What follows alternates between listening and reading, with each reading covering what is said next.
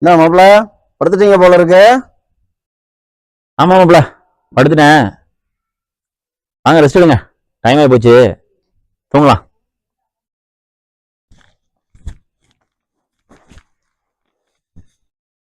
என்ன மாப்பிள்ள? சொல்லுங்க மாப்பிள்ள. இட்லி சாப்பிட்டீங்கல்ல? ஆமா, எப்படி இருந்துச்சு? நல்லா இருந்துச்சு.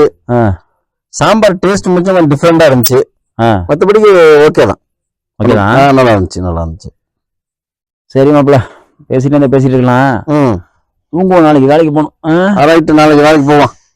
தூங்க ரெஸ்ட் எடுங்க. தூங்கிட்டு அப்புறம் பார்த்துக்கலாம்.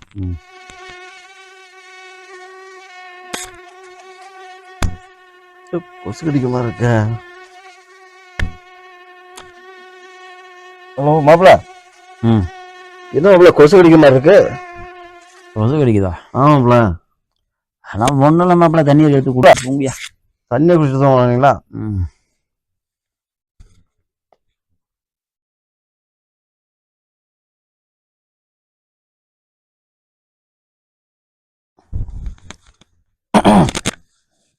மாப்பிள்ள, இது தண்ணி கொசு பத்தி வாசம் வருது. கொசு பத்தி வாசம் அடிக்குதா? ஆமா, அது எவனாலதான் கொசு கடிச்சிட்டு இருக்கான், அதுக்கும் ஐடியா பண்ணேன். சரி, கொசு பத்திய தண்ணியில கரைச்சி குடிச்சிட்டேன். கொசு பத்தி குடிச்சியா? ஆமா, இப்ப வந்து கொசு கடிக்கும்ல, ஒரு கொசுவா சாவும். கொசு சாவும்? ஆமா. கொசு சாவும்? ஆமையா, கொசு சாவும். கொசு செத்துரும்? ஆமா. சரி சரி.